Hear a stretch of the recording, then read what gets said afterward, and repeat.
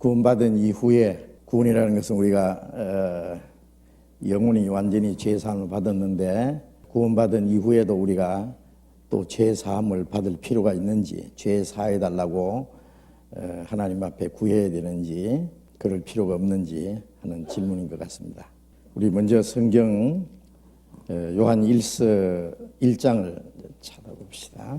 요한 1장 3절을 읽겠습니다. 우리가 보고 들은 바를 너에게도 전함은 우리와 사귐이 있게 하려 함이니, 너희로 우리와 사귐이 있게 하려 함이니 우리의 사귐은 아버지와 그 아들 예수 그리스도와 함께 함이라. 우리가 이것을 쓰면 우리의 기쁨이 충만케 하려 함이로라. 우리가 저에게서 듣고 너에게 전하는 소식이 이것이니 곧 하나님은 빛이시라. 그에게는 어두움이 조금도 없으시니라. 만일 우리가 하나님과 사귐이 있다 하고 어두운 가운데 행하면 거짓말을 하고 진리를 행치 아니함이거니와, 저가 빛 가운데 계신 것 같이 우리도 빛 가운데 행하면 우리가 서로 사귐이 있고 그 아들 예수의 피가 우리를 모든 죄에서 깨끗하게 하실 것이요, 만일 우리가 죄 없다 하면 스스로 속이고 또 진리가 우리 속에 있지 아니할 것이요, 만일 우리가 우리 죄를 자백하면 저는 미쁘시고 의로우사 우리 죄를 사하시며 모든 불의에서 우리를 깨끗게 하실 것이요, 만일 우리가 범죄하지 아니하였다 하면 하나님을 거짓말하는 자로 만드는 것이니 또한 그의 말씀이 우리 속에 있지 아니하리라 하니라. 요한 1서를 기록한 목적은 이제 읽은 말씀대로 이것을 너희에게 기록하는 너희로 우리와 사귐이 있게 하려 함이니, 우리의 사귐은 아버지와 그 아들 예수 그리스도와 함께 함이라. 말씀하신 대로 구원받은 이후의 신앙생활을 다른 말로 하면은 하나님과의 사귐, 하나님과 함께하는 성도들의 이 사귐이라고 할 수 있어요. 사귐은 교제죠. 고린도전서 1장 9절에 너희를 불러 그의 아들 예수 그리스도 우리 주로 더불어 교제케 하시는 하나님의 미쁘시도다. 우리를 구원해서 예수 그리스도 주로 더불어 교제케 하시는 하나님의 미쁘시다 그랬는데, 구원받은 이후에는 우리를 구원해 주신 하나님, 또 우리를 위해서 죽으시고 부활하시고 이제는 성령으로 우리 안에 계시는 주님과 함께하는 사귐입니다. 사귐, 교제. 그 교제란 말이나 사귐이란 말이나 같은 말입니다. 빌립보서 1장 5절에 첫날부터 이제까지 복음에서 너희가 교제함이니라. 구원받은 날부터 교제가 시작돼요. 그 교제는 사람들끼리, 구원받은 사람들끼리만 교제가 아니라 그 가운데 계신 하나님과 그 아들 예수 그리스도와 함께하는 사귐. 구원받기 전에는 하나님과 원수가 되어 있었잖아요. 하나님이 멀리 떠나 이루어져 있어요. 그런데 이제 하나님이 우리에게 가까이 오셨고 우리가 예수 그리스도로 말미암아 하나님께 나아가서 예수님의 십자가 안에서 우리가 하나님과 만났어요. 하나님과 화목해 됐어요. 네? 화목된 이후에는 하나님과의 화평을 계속 누리는 생활, 하나님과 계속 교제하는 생활입니다. 하나님과 교제하는 사람들끼리 또 성도들의 교제, 그러니까 그리스도인의 그 교제는 이 삼각관계예요. 하나님과 사귀는 사람들끼리의 사귐입니다. 그래서 십자가를 보면은요, 위에서 아래로 사람과 하나님과의 연결된 거예요. 또 옆으로 사람과 사람, 구원받은 사람끼리의 사귐이라고 할 수 있어요. 그 십자가 하나님과의 사귐, 구원받은 성도들끼리의 사귐, 그 십자가 안에서의 그 사귐이 이루어지고 있습니다. 그런데 그 사귐은 여기 있는 대로 하나님은 빛이시기 때문에 그에게는 어둠이 조금도 없으시니라. 그러면 빛과 어둠이 어찌 사귀겠느냐? 고린도후서 6장에 그런 말씀이 있잖아요. 빛과 어둠이 사귐이 있을 수 없잖아요. 의와 불법이 어찌 함께 하겠느냐? 그런데 하나님은 빛이신데 만일 우리가 하나님과 사귐이 있다 하고 어두운 가운데 행하면은, 하나님과 사귐이 있다고 하면서 어두운 가운데 행하면은 거짓말을 하고, 하나님과 사귄다는 말이 거짓말이다 그거예요. 그럼 어두운 가운데 행하는 말은 뭘까요? 어두운 가운데 행하는 말씀은 에베소서 5장에 너희가 전에는 어둠이더니 이제는 빛 가운데 주 안에서 빛이라, 빛의 자녀들처럼 행하라. 예? 빛의 열매는 착함과 의로움과 진실함에 있나니라. 그 어두운 가운데 행하는 자들은 말하기도 부끄러움이니라. 빛의 열매는 착함과 의로움과 진실함인데 어두움은 그와 반대죠. 예? 거짓된 것, 악한 것, 진실치 못한 것. 예? 어두운 가운데 행하는 것은 말하기도 부끄럽다. 그리스도인들이 하나님과 사람 앞에서 내 나도 부끄러움이 없을 수 있어야 돼요. 그렇죠? 부끄러울 것이 없어야 되죠. 그런데 이 죄는 부끄러운 겁니다. 내놓을 수 없잖아요. 예? 그러니까 하나님과 사람 앞에서 떳떳이 내놓을 수 없이 숨길 수밖에 없는 거, 그게 어둠이에요. 어둠. 죄, 부끄러운 거, 진실치 못한 거, 거짓된 거, 이 모든 것은 어둠입니다. 그런데 그리스도인이 어두운 가운데 행하면서 어찌 빛이신 하나님과 사귈 수 있느냐? 빛과 어둠이 사귈 수 없다는 말씀처럼 사귈 수가 없죠. 그래서 어두운 가운데 행하면서 하나님과 사귄다는 말은, 사귄다는 것 자체가 거짓말하는 거다. 사귐이 있을 수 없다. 그 어둠이 바로 죄입니다. 죄. 깨끗지 못한 것, 진실치 못한 것, 선하지 못한 것, 그게 어떤 거짓과 속임이 있다든지, 그건 전부 어둠입니다. 그리고 어두운 가운데 행하면은 하나님과 사귄다는 말을 거짓말이고, 진리를 행치 아니함이거니와, 진리 가운데 행하지는 것이 아니죠.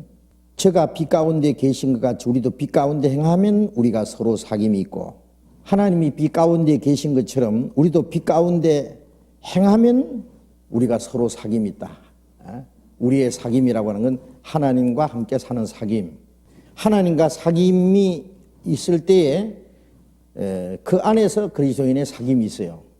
그런데 우리가 마음속에 어둠이 들어왔어요. 우리 생활 속에 어둠이 들어왔어요. 그걸 이제 숨기고 있어요. 예? 어둠을 마음속에 가지고 있으면서 거짓을, 죄를 마음에 품고 있으면서 하나님과 사귈 수가 없잖아요. 사귐이 끊어졌어요. 그러면서 성도들과 함께 사귄다는 말도 거짓말이에요. 하나님과 사귐이 끊어졌는데 어떻게 성도들과 사귐이 이루어집니까? 우리가 구원을 받지 않은 사람하고 구원을 받은 그리스도인하고 진정한 교제가 이루어질 수 없잖아요. 왜? 그 사람은 하나님 앞에 영적으로 죽어 있어요. 하나님은 멀리 떠나 이루어져 있어요. 하나님과 원수가 돼 있어요.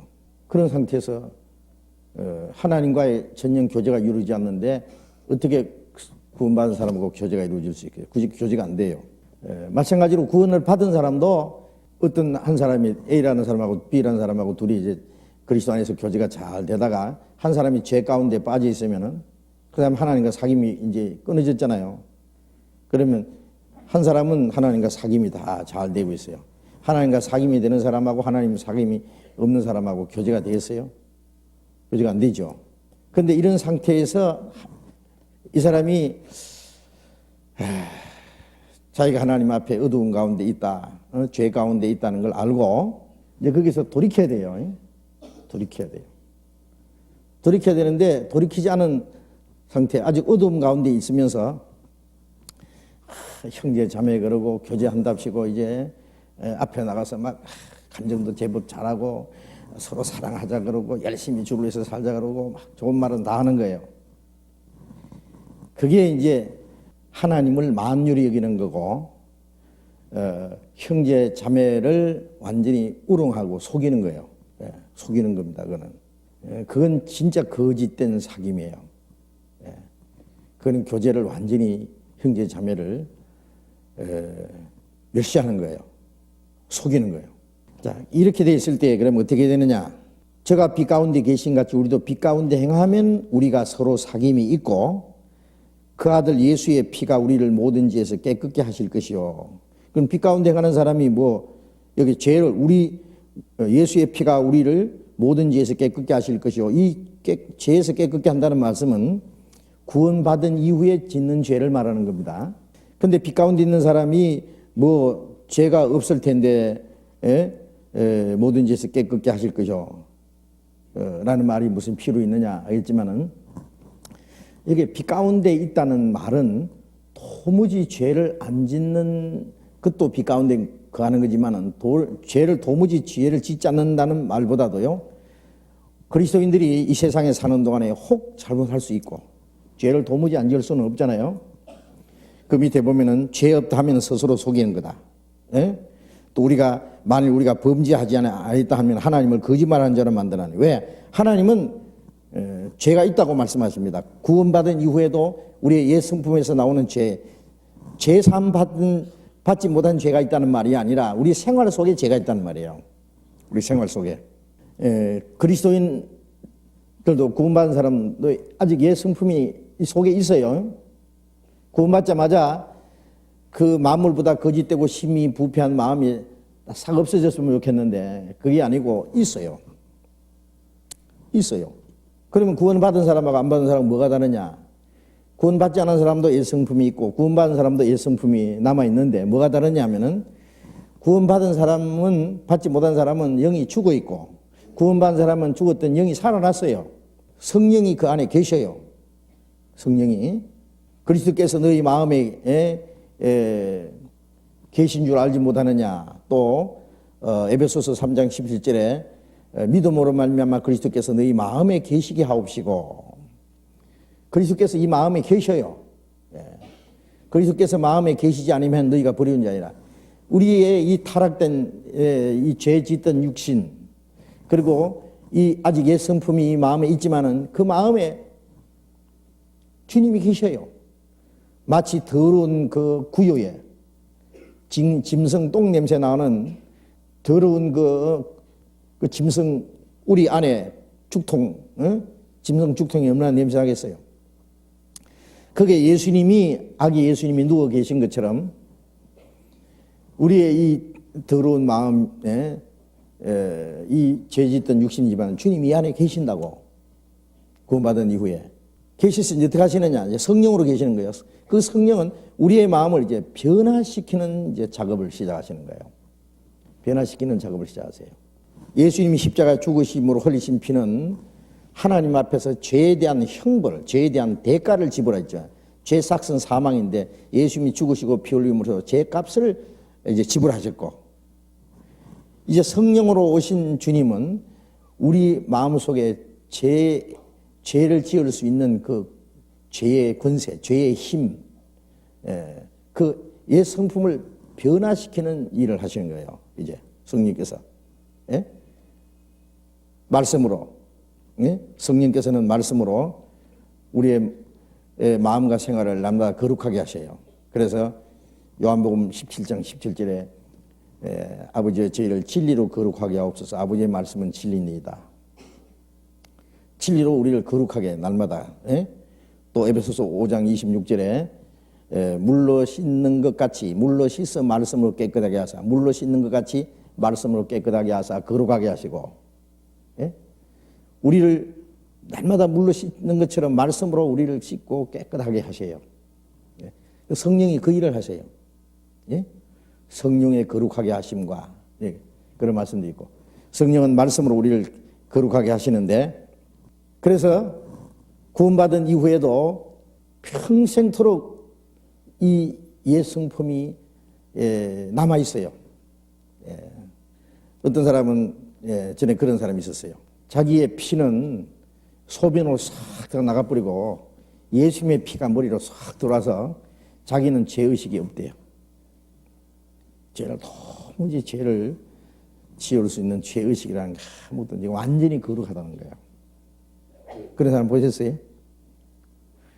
근데 그 사람이 엄청 큰 죄를 짓고는요, 너무 그 자기 죄책감에 빠져서 그냥 물에 빠져서 자살해 죽었어요. 옛날에 말세의 비밀을 받았다고 하는 유명한 목사가 있었어요. 그러니 얼마나 그 거짓된 얘기입니까?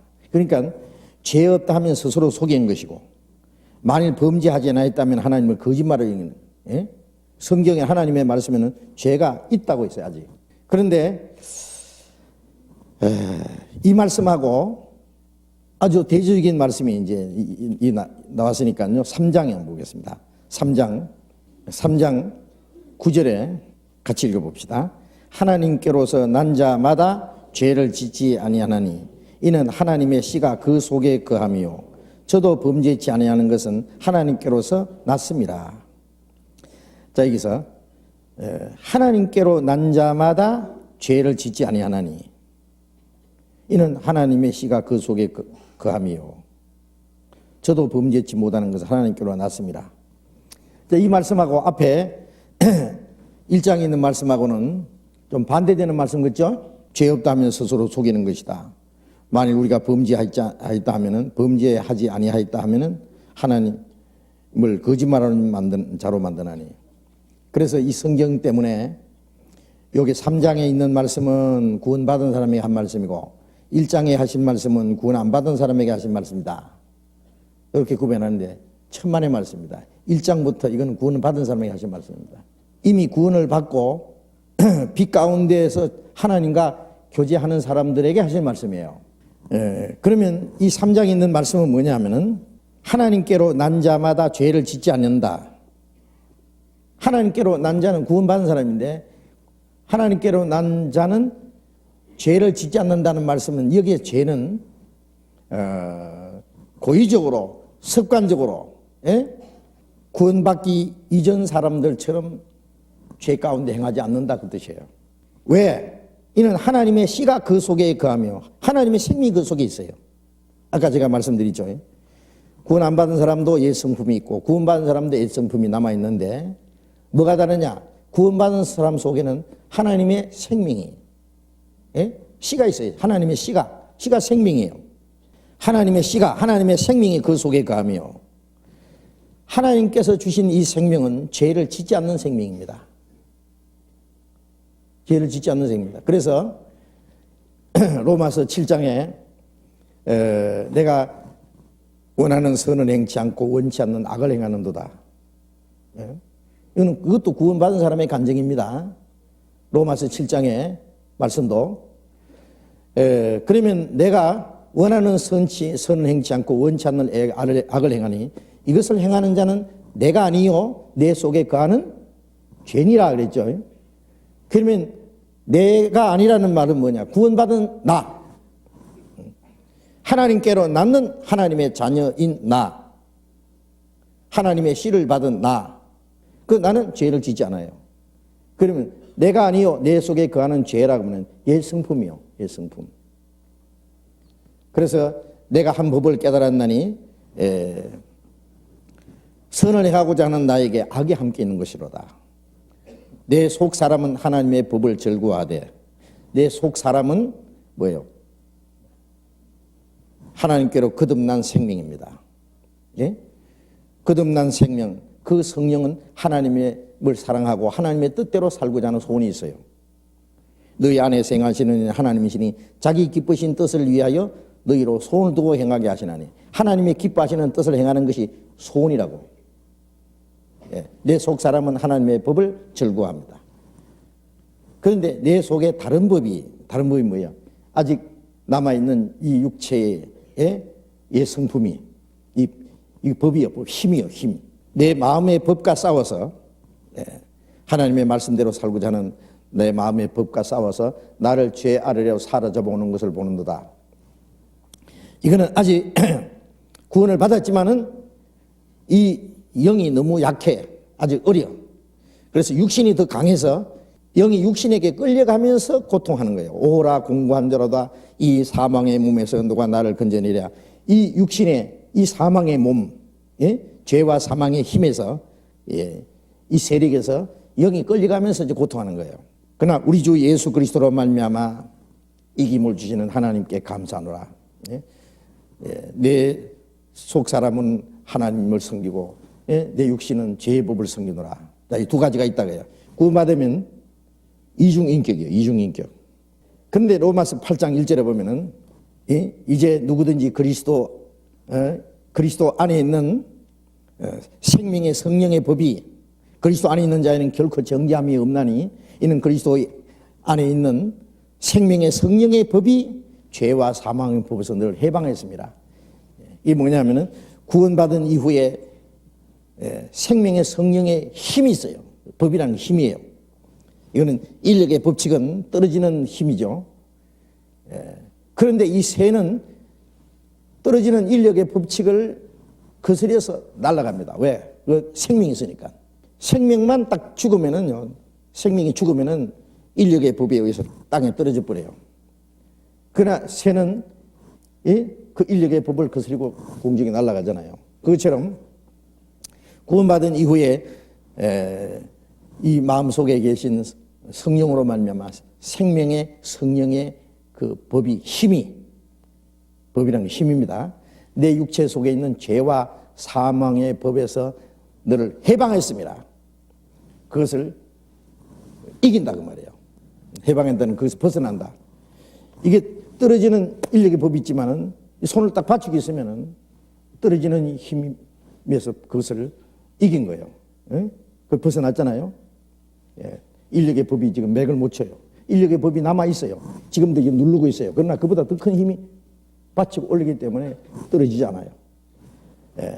우리 속에 성령의 힘이 더 크시기 때문에 내 육신 속에 있는 죄와 사망의 법에서 나를 이기게 하는 거예요. 그러니까 하나님의 씨가 그 속에 하나님의 생명이 하나님의 성령의 능력이 이 속에 거함이기 때문에 저도 범죄치 못하는 것은 하나님께서 났습니다. 하나님의 자녀이고 하나님의 씨가 그 속에 있기 때문에 거듭난 그 생명은 원칙적으로 죄를 범치 않아요.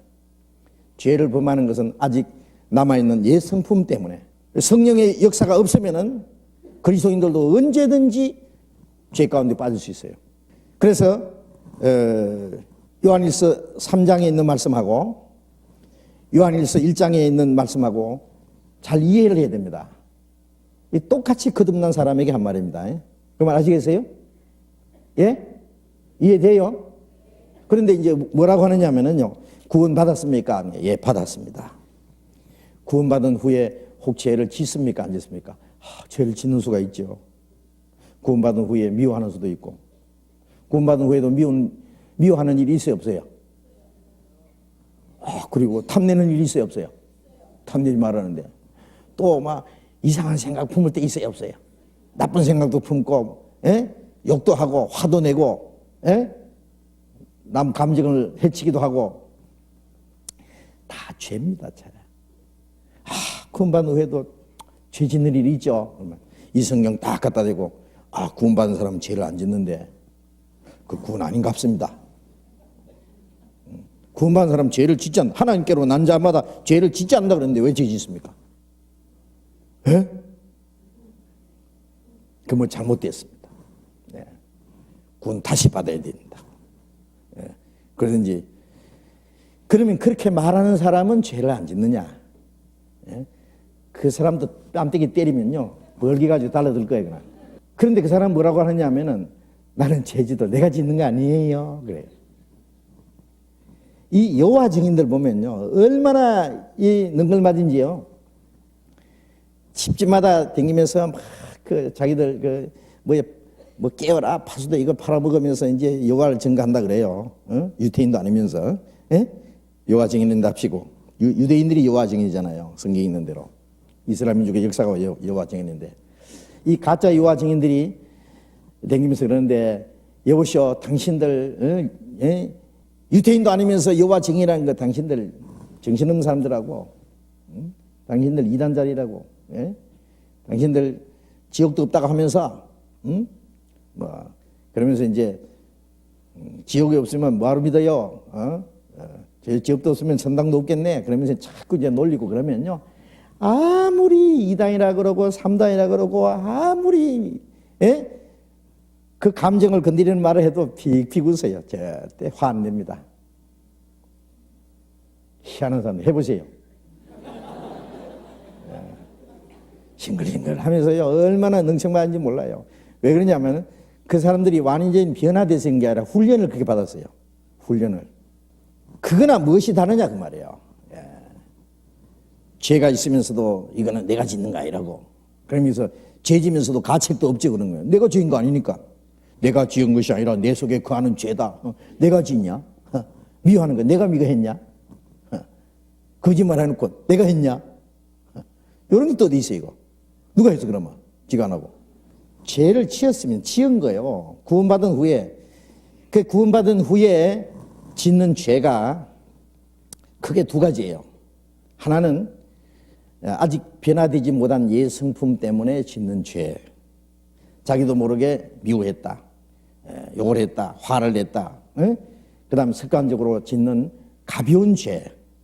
이거는 죄를 지으려고 계획적으로 생각하고 이래가지고 남을 속여먹고 남의 돈을 떼먹고 이런 그런 계획적인 거 말고 자기도 모르게 그냥 나온 거 있잖아요. 그걸 부지중에 짓는 죄 라고 할 수 있어요. 그것도 죄요. 죄는. 그럼 어떻게 하느냐? 요한일서 2장 2절에 요한일서 2장 1절에 누가 죄를 지으면 아버지 앞에 대언자가 있으니 곧 의로우신 예수 그리스도시라. 구원받은 이후에 죄를 지으면 하나님 앞에 우리의 대언자가 계셔요. 그 대언자를 의지하고 우리가 하나님께 나가요. 그 예수님은 우리 죄를 영원히 사하신 분이기 때문에 그 주님이 지금도 우리를 위해서 기도하고 계셔요. 그래서 요한일서 1장 9절에 아까 우리가 우리 죄를 자백하면은 저는 미쁘시고 의로워서 우리 죄를 사하시며 자백해야 돼요. 자백. 구원받은 이후에 짓는 죄를 자백하는 겁니다. 자백하면은 저는 미쁘시고 의로워서 우리 죄를 사하시며 모든 불의에서 우리를 깨끗게 하신다는 말씀은 죄를 사한다는 말씀은 하나님과 교제가 회복되는 거예요. 교제가. 아까 얘기하다 말았습니다만 빛 가운데 행한다는 말은 도무지 죄를 안 짓는다는 말보다도 빛 가운데 행하는 것은 아직 그리스도인들이 옛 성품이 있기 때문에 죄를 짓지만은 죄를 지을지라도 그 죄를 하나님 앞에 죄라는 것을 즉시 인정해야 돼요. 빛 가운데 가는 자는 어둠이 나타나면 어둠인지 즉시 발견해요. 예? 어둠을 감추기 위해서 어둠 가운데 숨으면 안 된다고. 빛 가운데서 어둠을 드러내야 돼요. 빛 가운데 가는 자는 죄가 나타나면 즉시 죄라는 걸 하나님 앞에 인정하고 그 자백하고 돌이키는 게 빛 가운데 가는 거예요. 양은 길을 가다가 혹시 또랑에 한쪽 다리가 빠지면은요 팍 뛰 나올 거예요. 그러나 돼지는 빠지면 어떻게 해요? 누워버려요. 응? 시궁창에 꿀꿀꿀꿀 하고 재밌다 하고. 이 세상 사람들은 죄 가운데 빠지면은 죄를 누리고 살아요. 죄악의 즐거움을 누리고 삽니다. 그리스도인은 혹시 죄 가운데 혹시 빠지면 즉시 거기서 나오는 힘이 있어요. 나와야 돼요. 그게 빛 가운데 행하는 거예요. 그래서 제가 빛 가운데 계신 같이 우리도 빛 가운데 행하면 우리가 서로 사귐이 있고 그 아들 예수의 피가 우리를 모든 죄에서 깨끗게 하실 것이고 그 말씀은 예수님의 피는 빛 가운데서 역사하시기 때문에 죄를 지을지라도 빛 가운데 행하고자 하는 사람, 그 죄를 드러내고 하나님 앞에 죄를 자백하고 돌이키는 사람, 그 빛 가운데 가는 거예요. 그 사람의 죄를 주님이 깨끗게 하시는 거예요. 모든 죄에서 깨끗게 한다는 그 말씀이 우리말 번역이 좀 잘못된 겁니다, 사실은. 모든 죄라 그러면은 우리가 구원받기 전에 우리가 지은 죄들이 있잖아요. 영원히 모든 죄 사함받는데 구원받은 이후에 짓는 죄는 그 모든 죄라고 하는 것보다도 그래서 영어로는 all sins라고 하는 것보다도 every sins라고 해야 될 거예요. 예? 낱낱의 죄, 우리 생활 속에 하나하나 짓는 그 죄를 계속 용서받는 걸 말하는 거예요. 예. 만일 그럼 어둠 가운데 행하면은 어떻게 되느냐? 죄를 짓고 감추고 있으면은 그 사람의 죄를 예수님의 피가 깨끗게 안 해줘요. 그거는 계속 용서를 못 받는 상태예요. 구원을 잃어버린다는 게 아닙니다. 구원받은 이후에 하나님과 계속 교제가 끊어져 있는 상태예요. 죄 사함 받는다는 것은 하나님과 교제가 회복되는 거예요. 회복되는데 어둠 가운데 계속 있으면은 하나님과 교제가 계속 안 돼요. 그 사람은 용서 못 받아요. 그래서 빛 가운데 행한다는 것은 우리가 죄가 나타나면 즉시 죄라는 걸 인정하고 하나님 앞에 자백하고 돌이키면은 교제가 회복돼요. 용서가. 예. 우리 죄를 사하시며 그 말씀은 구원받은 이후에 짓는 죄를 말합니다. 어떤 사람은 그걸 자꾸 구원 안 받은 사람에게 적용을 시켜가지고 구원 안 받은 사람 죄를 자백하면 저는 미쁘시고 오로사 우리 죄를 사하신다고. 예? 구원 받은 사람에게 구원 안 받은 사람에 해당되는 말을 그러는데요. 구원 안 받은 사람은 죄를 자백해서 사해지는 게 아니에요. 그럼 어떻게 자백해요? 자백하려면 일일이 자백해야 됩니다. 일일이. 지옥에 가면은요, 로마서 14장 10절에 있는 대로 우리가 다 그리스도의 심판자 앞에 드러나리라. 예? 구원받은 사람도 하나님 앞에 다 드러나지만은요, 심판자 앞에 다 드러난다. 그리고 모든 무릎이 내게 꿇을 것이요 모든 혀가 하나님께 자백하리라. 예? 우리 각 사람이 자기 일을 하나님께 직구하리라. 하나님 앞에 가면은요, 그 죄가 드러날 때는 자기 입으로 자기 죄를 다 자백할 거예요. 다 자백할 거예요. 우리가 구원받기 이전에 짓는 죄를 우리가 하나님 앞에 자백할 때 무슨 죄주로 그걸 다 자백합니까? 하나님 앞에 가서는 그 모든 기억이 완전히 살려가지고요, 녹음해놨던 것 재생시키는 것처럼 전부 그대로 자기 입으로 자기 죄를 다 자백한다 하지만, 우리가 구원받기 전에 하나님 앞에 죄 사함 받을 때 우리가 우리의 죄를 다 자백해서 사함 받습니까? 자기가 지은 죄를 10,000분의 1도 자백 못해요. 우리가 자백하는 건 뭐예요? 누가복음 18장에 있는 그 세리처럼 하나님이 나는 죄인으로소이다 나를 불쌍히 여기소서. 무슨 죄가 예? 문제가 아니에요. 죄 덩어리요, 죄 덩어리. 선고받은 사형수가 용서해 주십시오 갈 때요, 내가 사람을 며칠 죽이고 내가 강도질을 얼마 하고 내가 돈을 얼마나 떼먹고 나는 이렇게 하면 얼마나 내가 못된 짓을 하고 그렇게 자백할 필요 있겠어요? 나는 사형수입니다. 나는 100번 죽어도 마땅한 죄인입니다. 그러나 날 불쌍히 여기주십시오. 불쌍히 여기주면 살고 불쌍히 안 여기주면 죽는 거예요. 지옥 갈 죄인은 다 자백해서 사함받는 거 아니에요. 자백 안 해도 하나님 다 아셔요. 우리가 죄인으로 나기 전에 죄인으로 날 것도 아셨고 무슨 죄 지을 것도 아셨고 그 죄 때문에 지옥 갈 것도 아셨고, 자백하기도 전에, 사실은 우리가 태어나기도 전에 우리가 죄인으로 태어나서 죄 지을 거, 그 지옥 갈 그 죄를 예수님이 벌써 다 지고 가신 거예요. 그래서 구원받지 않은 사람은 자기가 지옥 갈 죄인인 걸 알고 그걸 하나님 앞에 내놓고 구원받기를 원하면은 그 세리처럼 나를 불쌍히 여기소서 나는 죄인입니다. 죄인이라는 말은 지옥 갈 사람이라 그 말이에요. 나는 지옥 갈 사람입니다. 날 불쌍히 여기십시오.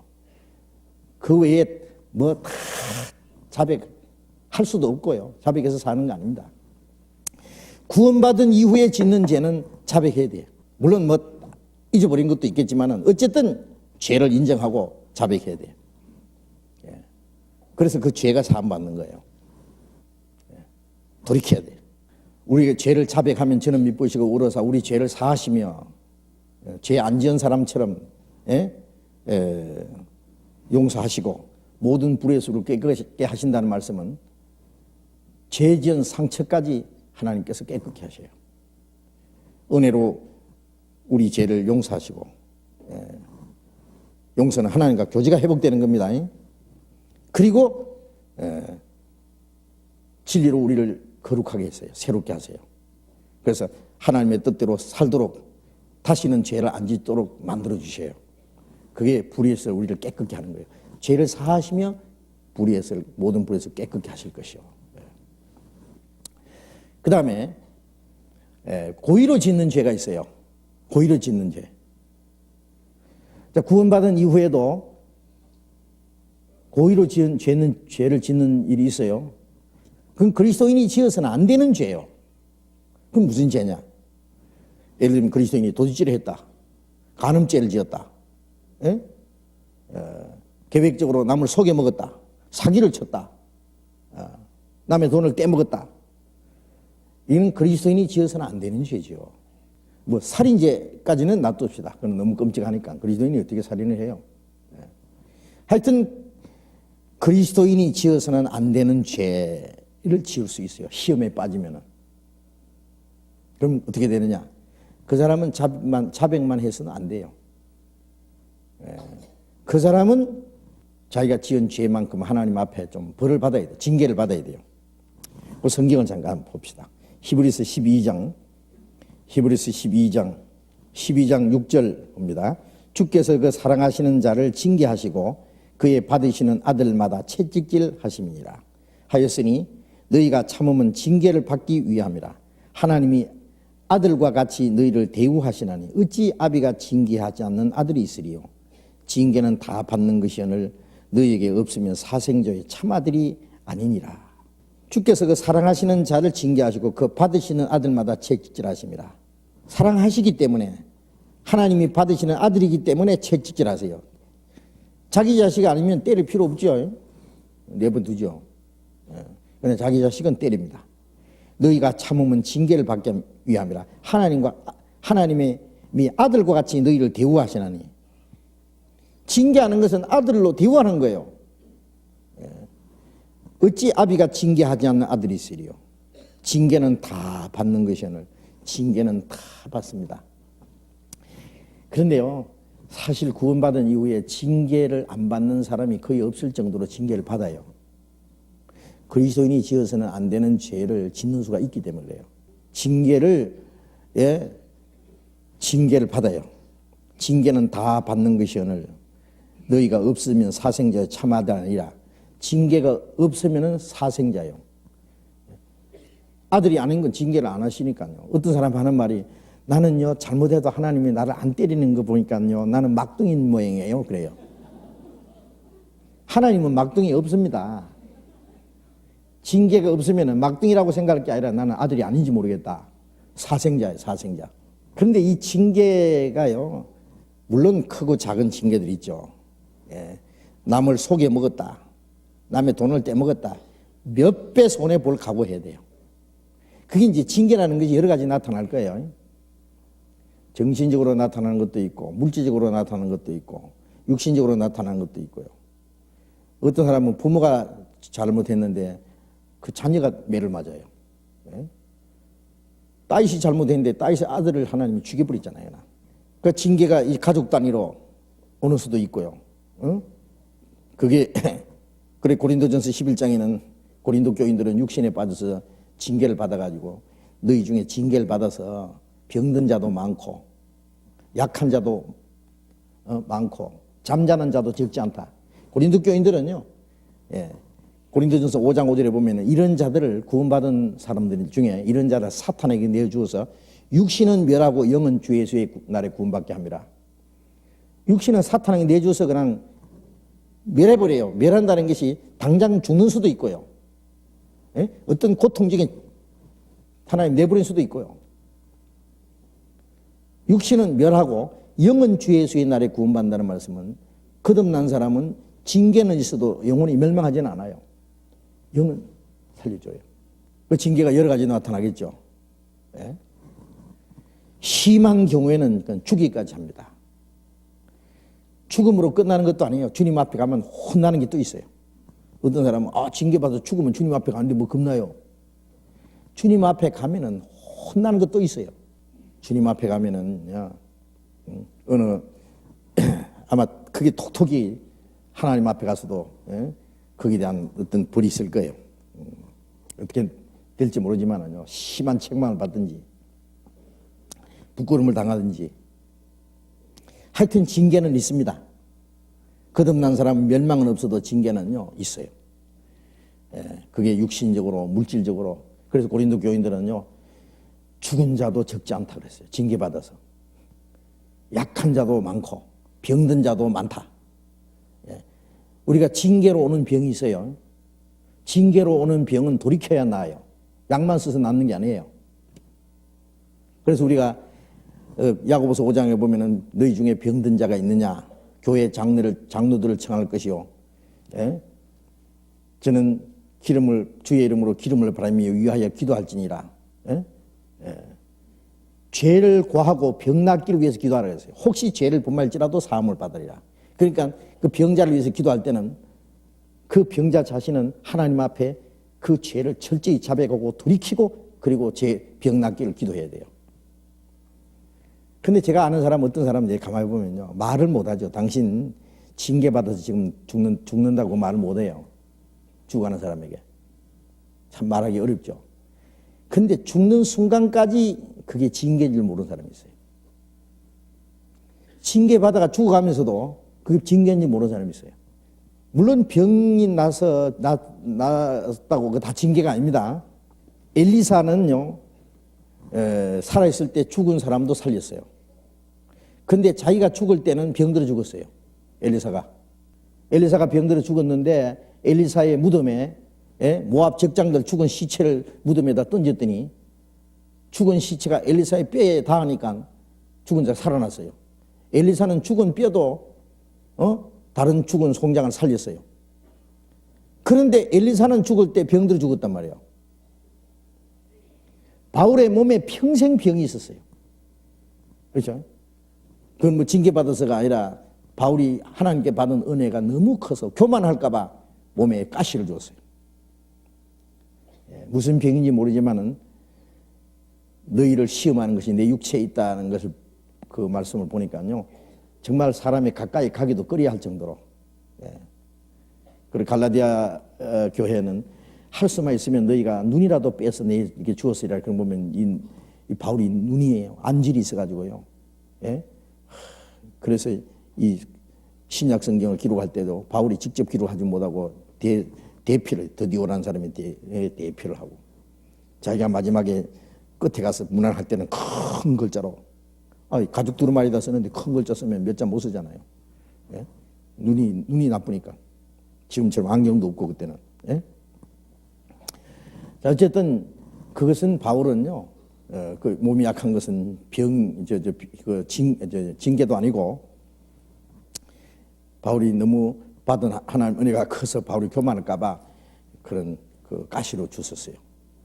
그리고 바울과 함께 다니던 전도하던 이 디모데는요, 몸이 약한 사람이에요, 약한 사람. 그래서 바울은 디모데의 건강을 항상 염려를 해서 편지하면서, 디모데야, 너 포도주 조금씩 먹는 거 약으로 조금씩 먹어라. 그런 말씀이 있죠. 물만 먹지 말고 네 자주 나는 병으로 인해서 나 약한 비 때문에 조금씩 포도주를 먹는 게 좋겠다. 그렇게 했고, 드로비모는 바울과 함께 다니다가 병들니까 밀레도에 두고 왔다 그랬어요. 안수만 한번 하면 될 텐데 왜 밀레도에 두고 왔어요? 이 그리스도인이 병이 나는 수도 있고 또 죽는 수도 있어요. 그러나 그 중에 우리가 건강을 조심하지 않으면 병나고, 우리 육체의 어떤 생리적인 법칙을 어길 때는 병이 나요. 잠 안 자야 되는데 잠 안 자고 너무 무리한다든지 먹을 걸 안 먹고 또 잘못된 걸 막 먹는다든지 그러면 병나죠. 하나님이 우리 건강을 지키신다고 우리 육체의 어떤 규칙적인 생활을 하지 않고 무리하면은 되겠어요? 하나님 우리를 지켜주지만은요, 운전하는 사람이 교통법규를 어기고 막 과속을 해도 하나님 지켜주세요? 어떤 법칙 안에서 하나님이 우리를 지켜주세요. 그래서 그 중에서 징계로 말미암은 병도 있고, 하나님이 어떨 때는요, 우리의 재산 하나님 싹 뺏어갈 때도 있어요. 잘못하면은 마땅히 하나님께 드릴 것을 드리지 않아도 그 죄거든요. 그 하나님께 드릴 것 대신에 싹 뺏어. 어떤 사람은 그래요. 내가 하나님께 드리고 싶은 것이 있었는데 안 드리고 놔뒀는데 도둑놈이 그만큼 가져갔대. 어떤 집에는 불이 홀가닥 나서 그냥 싹 가져갔어요. 어떤 사람 주머니에 있는 거 싹 그냥 쓰리견 다 가져갔어요. 그 하나님께 드릴 만큼 안 드렸더니요, 그는 간증을 하더라고. 어떤 그것만 하면 다행이죠. 몇 배 하나님이 뺏어가는 거예요. 그, 그 학교에서 보면은요, 너희가 하나님께 드려야 될 것을 하나님께 드리지 않고 너희 집으로 가져갔다. 그래서 전대에다 구멍을 뚫어버리고 하나님 불어버렸다 그러잖아요.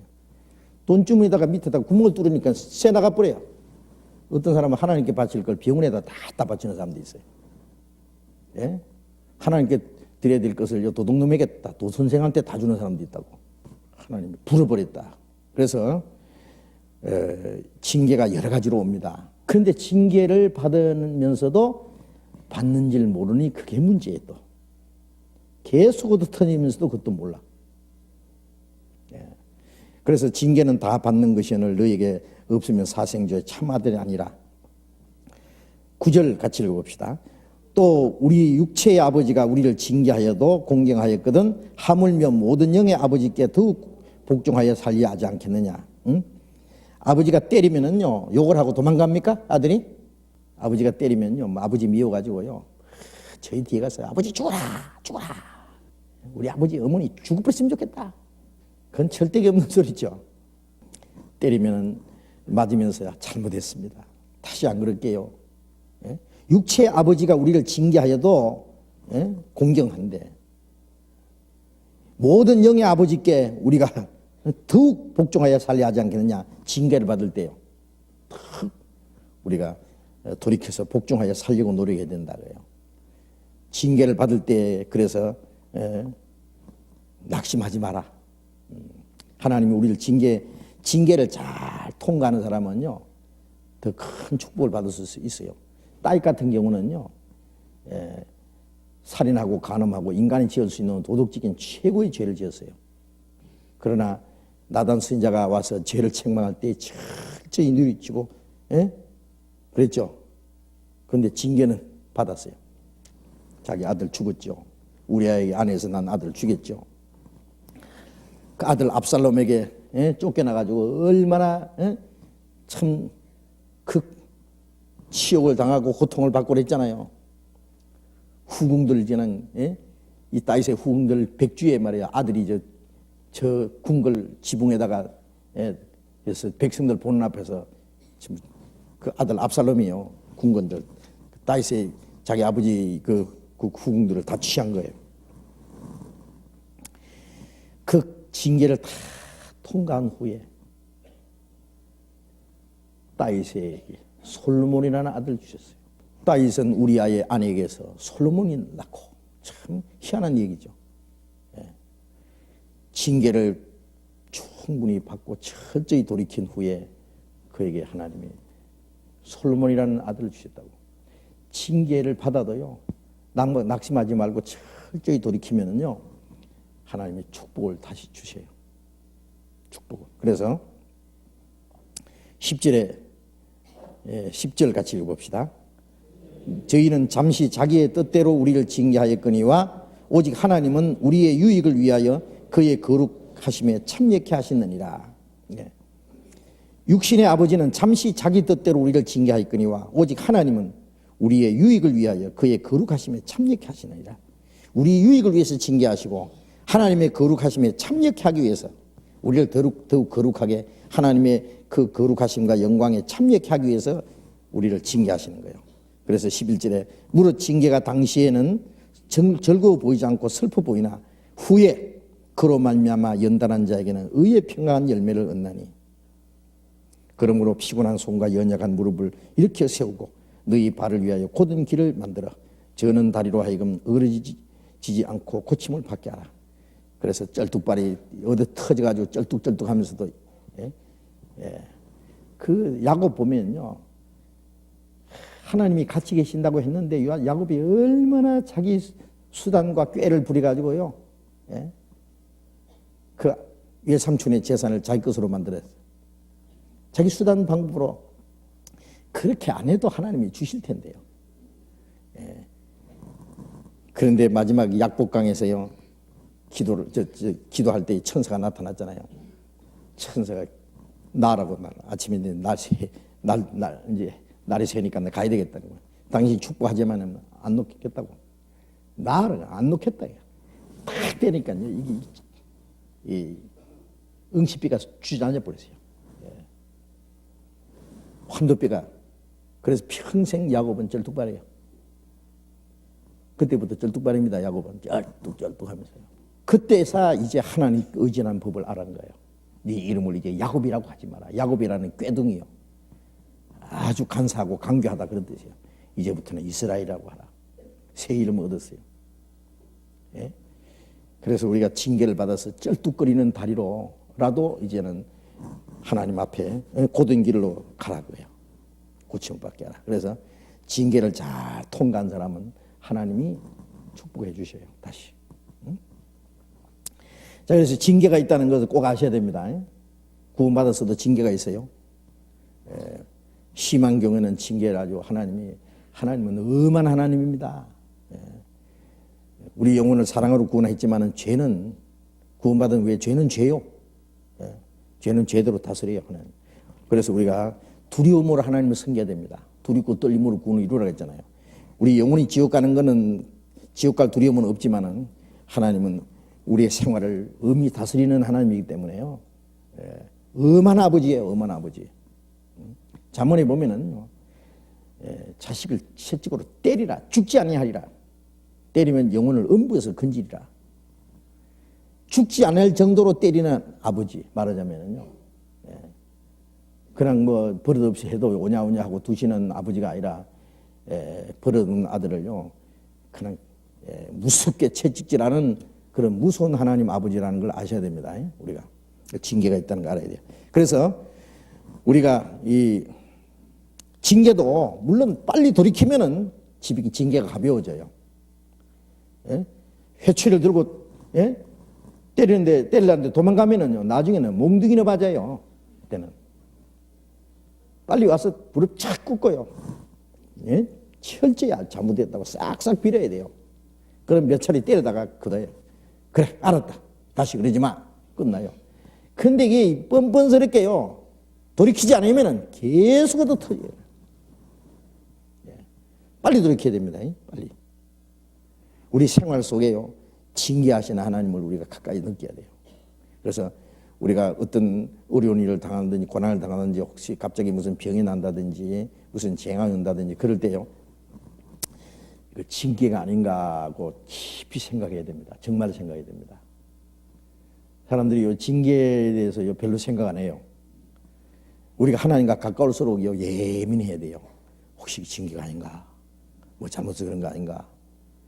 일단 철저히 뉘우치고요, 돌이켜야 돼요. 무조건 병 낫게 해달라고, 하나님 뭐 우리 잘 되게 해달라고 할 게 아니라, 잘못한 게 있으면 철저히 돌이키면서 하나님 앞에 기도를 해야 될 거예요.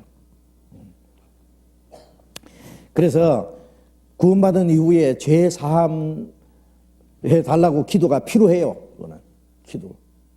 구원받은 죄를 자백하는 건 구원받은 후에 자백하는 거예요. 구원받은 후에 우리의 생활 속에 짓는 죄를 하나님께 자백해요. 저는 우리가 우리 죄를 자백하면 저는 미쁘시고 오로서 우리 모든 죄, 우리 죄를 사하시며 모든 무릇을 깨끗게 하실 것이요. 구원받은 후에 짓는 죄입니다. 그게. 아이고, 그거 어떤 사람들이요, 복음 전하는 사람들이 자꾸 그걸 구원 안 받은 사람이 짓는 죄라고 자꾸 그러는데 왜 그런지 모르겠어요. 그 요한 1서에 있는 말씀은 구원받은 사람이 한 말씀이에요. 구원받은 사람에게. 또 이제 요한 1서 5장을 한번 봅시다. 요한 1서 5장 16절 봅니다. 5장 16절 같이 읽어봅시다. 누구든지 형제가 사망에 이르지 아니한 죄 범하는 것을 보거든 구하라. 그러면 사망에 이르지 아니한 범죄하는 자들을 위하여 저에게 생명을 주시리라. 사망에 이르는 죄가 있으니 이에 대하여 나는 구하라 하지 않노라. 17절. 모든 불의가 죄로 돼 사망에 이르지 아니하는 죄도 있도다. 모든 불의가 죄로 돼 사망에 이르지 않는 죄도 있도다. 원칙적으로 로마서 6장 23절에 죄삭선 사망이요 그랬잖아요. 그 죄삭선 사망이라는 말씀은 큰 죄나 작은 죄나 그 사망은 둘째 사망 불못입니다. 그런데 이제 사망에 이르지 않는 죄는 뭐냐면은 예수님이 십자가에서 우리 죄를 값을 지불했기 때문에 그 사실을 믿으면은 그거는 우리가 짓는 죄는 사망에 이르는 죄가 안 돼요. 그렇죠? 그 죄값을 주님이 지불했기 때문에. 이제 지옥까지 이르는, 사망에 이르는 죄는 믿지 않는 죄입니다. 예? 믿는 자는 심판을 받지 않는 것이요 믿지 않는 자는 하나님의 독생자를 믿지 않음으로 벌써 심판 받은 것이라. 믿지 않는 그 죄는 둘째 사망입니다. 그런데 여기서 형제가 사망에 이르지 아니하는 죄에 범하는 것을 보거든. 여기에 형제를 했으니까 구원받은 형제 중에서 사망에 이르지 아니한 죄에 범하는 것을 보거든 구하라. 그러면 사망에 이르지 않은 범죄자들 위하여 저에게 생명을 주시리라. 여기에 그럼 구원받은 형제가 사망에 이르는 죄를 지을 수도 있고 사망에 이르지 않는 죄를 지을 수도 있느냐. 여기에 사망은 영원히 지옥 가는 사망을 말하는 것이 아니라 육신이 죽기까지 하는 죄입니다. 어떤 사람 이런 자들 사탄에 내줘서 육신을 멸할 정도로 되면 그건 사망에 이르는 죄입니다. 육신은 사탄에게 내줘서 육신은 멸하고 그랬거든요. 그건 육신의 사망에 이르는 죄예요. 그런 특별한 죄는 사망에 이르는 죄가 있느니 이에 대하여는 구하라 하지 않노라. 그거는 구해도 소용없어요. 그런 사망에 이르는 죄이기 때문에 하나님이 죽이기까지 징계를 내리실 수 있을 거예요. 기도해도 소용없어요. 그건 기도해도 안 들으실 거예요. 형제를 위해서 기도하는 겁니다. 그러나 사망에 이르지 않는 범죄자들을 위하여 사망에 이르지 않는 죄에 범하는 것을 보거든 구하라. 그래야면 사망에 이르지 않는 범죄자들 위하여 저에게 생명을 주시리라. 돌이킬 수 있는 죄 있죠. 그런 죄를는 위해서 기도하라 그랬어요. 기도하라고. 위해서 기도하라고. 그러면 형제의 기도가 그 사람을 매게 회개를 할 수 있게 만들어 줄 거다 그 말이에요. 돌이켜. 죄에 빠진 사람은 우리가 기도만 할 뿐 아니라 어떤 형제가 어떤 미혹한 가운데 빠졌을 때에 위에서 기도해주고 또 말씀으로 돌이킬 수 있게 해줘야 될 거예요. 그러면은 그 사람을 그 사망에 이르는 죄에서 구원할 수 있을 겁니다.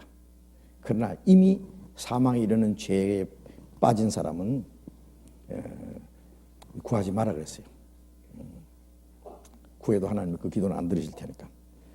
하여튼 우리 그리스도인들이 짓는 죄가 하나님이 그대로 다스리십니다. 의미. 우리가 영원히 재산받았다고 해서 죄를 심상히 여기면 안 돼요. 예?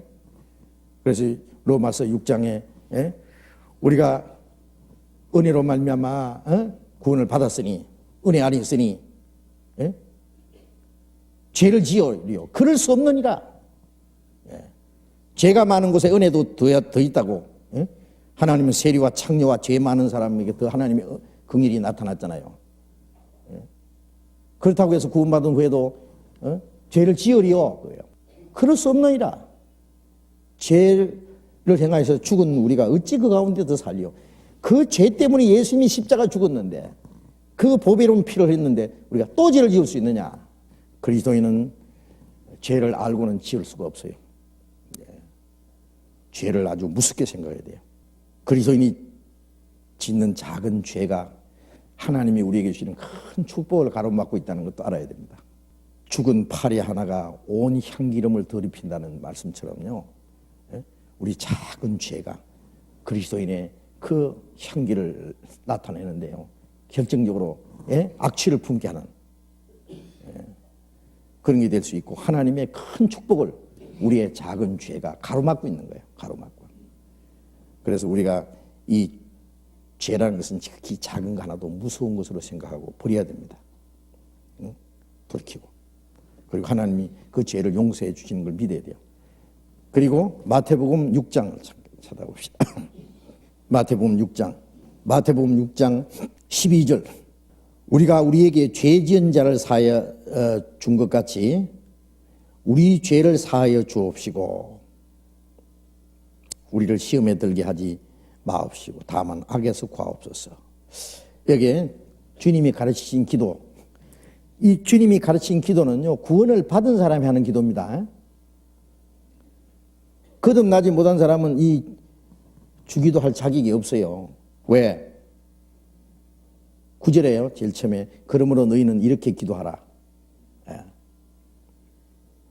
이렇게 기도하라. 하늘에 계신 우리 아버지여 이름이 거룩히 여김 받으시오며. 거듭나지 못한 사람은 하나님을 아버지라고 부를 수 없어요. 유대인들은 택한 백성이와 아브라함 자손이고 하나님이 우리 아버지라 그랬어요. 예수님은 너희는 너희 아비 마귀에서 났다고. 유대인들은 하나님 우리 아버지라고. 예수님은 아니다. 너희 아버지는 하나님이 아니다. 너희 아비는 마귀다고. 거듭나지 못한 사람은 하나님 아버지라 부를 수 없어요. 우리에게 아들의 영을 우리에게 주사 아바 아버지라 부르짖겠느니라. 구원을 받을 때 아버지라고 부를 수 있어요. 아버지, 하늘에 계신 우리 아버지 이름이 거룩히 여김 받으시오며. 거듭난 사람은 하나님을 아버지라고 부르는 사람은 아버지 이름을 거룩하게 해드려야 돼요. 거룩하게 하옵시고 그 말씀은 생활 속에 하나님의 이름을 거룩하게 하라 그 말씀이에요. 아들은 당연히 아버지 이름을 거룩하게 해야 돼요.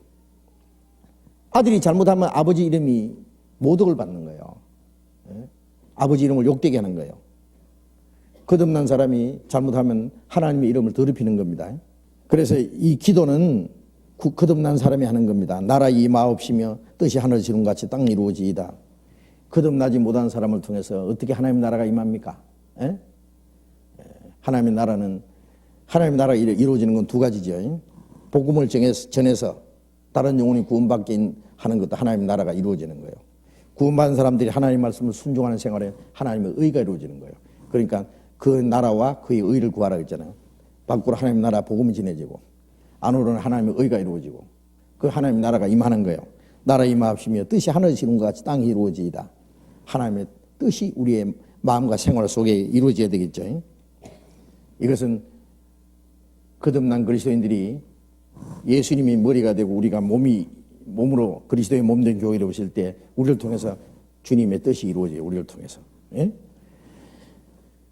그 다음에 이제 그 중에 우리가 우리에게 죄전자를 사해 준 같이 우리 죄를 사해 주시고, 어떤 사람 구원받은 사람은 이 기도할 필요 없다. 구원받은 사람이 하는 기도입니다. 아까 말씀드린 대로 구원받은 사람이 생활 속에 짓는 죄를 하나님께 사함 받기를 기도하는 거예요. 이거는. 그런데 우리가 하나님 앞에 사함 받을 사람은 다른 사람이 자기한테 죄 사해 준 걸 사해 줘야만 돼요. 내가 남을 용서 못하는 마음을 가지고 하나님 앞에 내 죄를 용서해달라 그러면 그건 합당치 않아요. 그렇죠? 그래서 14절, 15절 같이 읽어봅시다. 너희가 사람의 과실을 용서하면 너희 천부께서도 너희 과실을 용서하시려니와 너희가 사람의 과실을 용서하지 아니하면 너희 아버지께서도 너희 과실을 용서치 아니하시리라. 너희가 사람의 과실을 용서하지 아니하면은 너희 아버지께서도 너희 과실을 용서치 아니하시리라. 너희 아버지께서 구원받은 사람에게 하는 말입니다. 그런데 어떤 사람은 그래요. 어떤 형제 자매, 나는 그 형제에게 자매 나 절대 용서 못해. 절대? 그러면 하나님이 그 사람 절대 용서 안 합니다. 누가 손해보는가 보자고. 예. 자기가 남에게 죄 지은 거는 조그마한 거예요. 용서 못하는 거. 자기가 하나님 앞에 용서받아야 될 죄는 커. 예. 남을 용서 못하는 죄 때문에 하나님 앞에 자기가 용서받아야 될 걸 용서 못 받는다는 건 생각 안 해요? 우리가 주님께 용서받은 거, 이미 용서받은 거 생각해봐요. 우리가 용서 못할 거 뭐 있어요? 예? 1만 달란트 빚진 사람, 빚진 자가 탕감받은 자가 100단 데나리온 빚진 자 붙잡고 갚아라. 안 갚으면 옥에다 쳐넣겠다. 옥에다 집어넣었다. 주인이 그 말을 듣고는 1만 달란트 탕감받은 자 잡아가지고 그냥 옥에다 쳐넣었다 그러잖아요. 예? 우리가 하나님 앞에 1만 달란트 탕감받은 자, 1만 달란트라면요, 그건 단위가 엄청난 거예요. 예를 들면요, 한 10억을 내가 탕감받은 사람이요. 남 10만 원 빚진 거 못 갚아? 뭐 용서 못 해주느냐고. 그건 탕감 못 시켜주느냐고.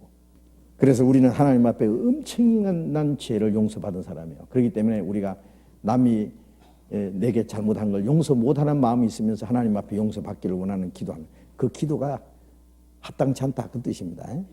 그러니까 우리가 우리에게 죄진 자를 사해 준 우리 죄를 같이 우리 죄를 사해 주옵시고, 그 말씀은 다른 말로 하면은 주님이 우리를 용서하신 같이, 하나님이 너희를 용서하신 같이 너희도 용서하라, 그 뜻이에요. 예. 그래서 구원받은 이후에 짓는 죄를 하나님 앞에 사함받기를 기도를 하고, 항상 사함받은 하나님과 우리와의 그 맥힘이 없는, 죄가 없는 상태에서 하나님과 교제가 계속돼야 됩니다.